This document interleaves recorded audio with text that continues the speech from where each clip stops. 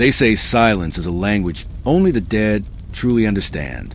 But in the underworld, silence is currency. It's a promise, a threat, a contract written in breath held too long. And in New York, beneath the glittering lies of civilization, there was a man who spoke it fluently. John Wick, the Baba Yaga, the boogeyman, the man you sent to kill the boogeyman. But this story isn't about his legend. It's about the night that legend nearly died. The Continental Hotel stands like a mausoleum for the living. Marble floors that have drunk the echo of 1,000 footsteps. Chandeliers that cast light on faces that have seen too much darkness. It's neutral ground, sacred ground, a place where even monsters can pretend they have souls.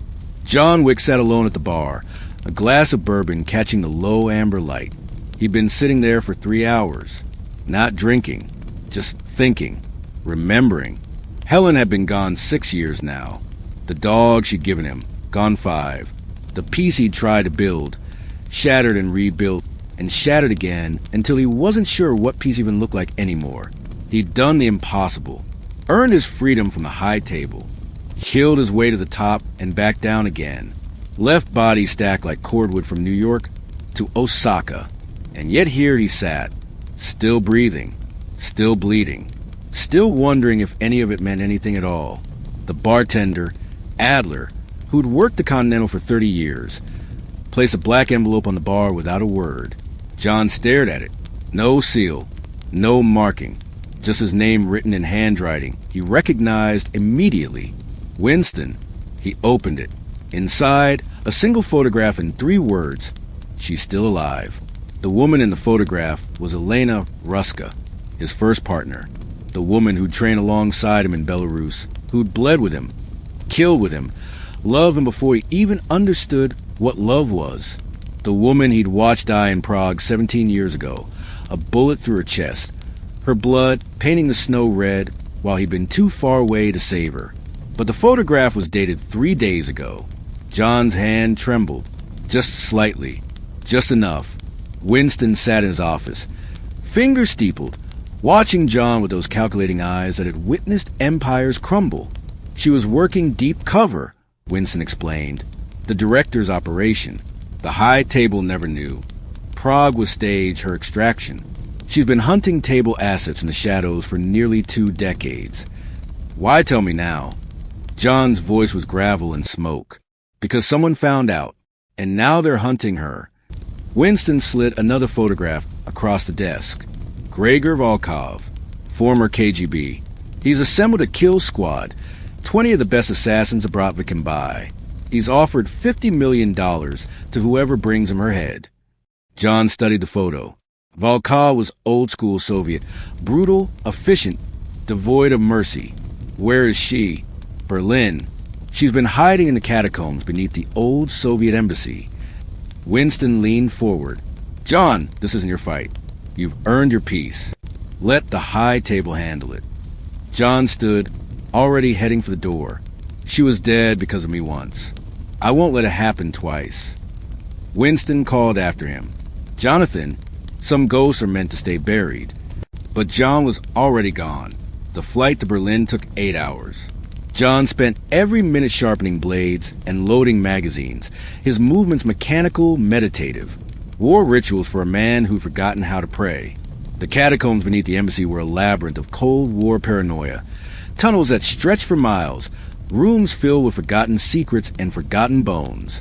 He found her in a chamber lit by a single oil lamp, sitting on an ammunition crate, cleaning a rifle. Elena Ruska looked up, and for a moment, time collapsed.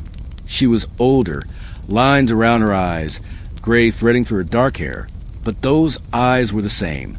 Storm gray, unbreakable. Hello, John. He said nothing, just stood there, a ghost staring at a ghost. I know you have questions, she said quietly, setting the rifle aside. Only one. His voice was barely a whisper. Why? Because some missions don't end, John. Some wars we fight until we die. You chose love. I chose duty. She stood, moved closer.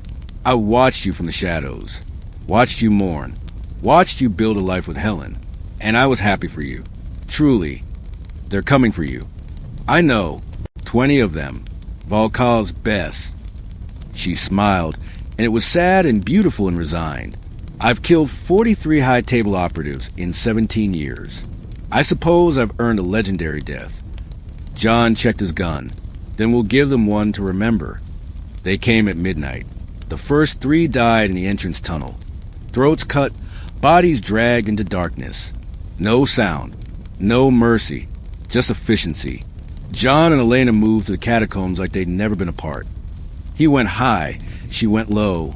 They communicated in glances and breathing, a language they'd learned when they were young and stupid, and believed they could change the world with bullets. The kill squad was professional. Disciplined. They moved in pairs, covering angles, using military tactics. It didn't matter. John Wick wasn't just a killer. He was inevitability. He was the thing that happened when you forgot that some men aren't men anymore. They're forces of nature dressed in suits. 8 minutes. 14 bodies. The remaining 6 retreated to the main chamber, barricading themselves, calling for backup. John reloaded in the darkness, his breath steady, his mind clear. Beside him, Elena pressed her hand against a wound in her side. Shallow, bleeding, but not fatal. Like old times, she said, and almost laughed. We were better then. No, we were faster. There's a difference. She looked at him, really looked at him. I'm sorry, John. For Prague. For everything after. You deserve the truth. The truth wouldn't have changed anything.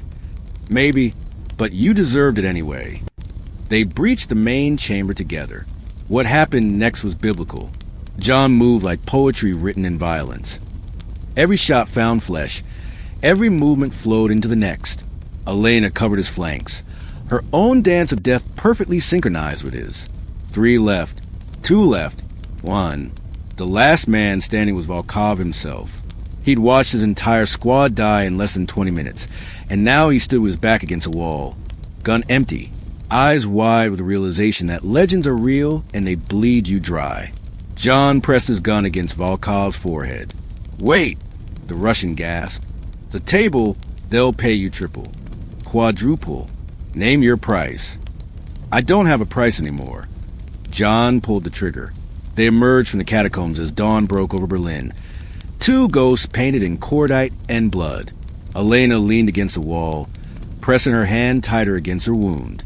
I can't come back, John. You know that. I'm too deep. Too many people I've killed. Too many secrets I know. Then disappear. For real this time. She smiled. That's the plan.